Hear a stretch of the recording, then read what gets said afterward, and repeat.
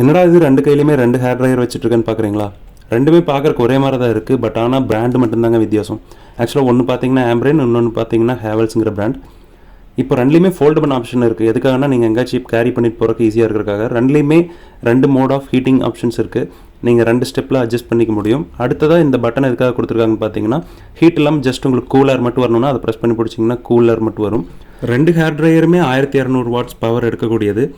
இதில் ஆம்ப்ரேனில் பார்த்தீங்கன்னா back side வந்து உங்களுக்கு பிளாஸ்டிக்கில் கொடுத்துருக்காங்க. இதுவே ஹேவல்ஸில் மெட்டலில் கொடுத்துருக்காங்க. அது ஒரு பெரிய விஷயமே இல்லை. ஆல்சோ இதில் பார்த்தீங்கன்னா ஹூக் கொடுத்துருக்காங்க நீங்கள் ஹேர் ட்ரையர் எங்கேயாச்சும் ஹேங் பண்ணிக்கிறக்காக.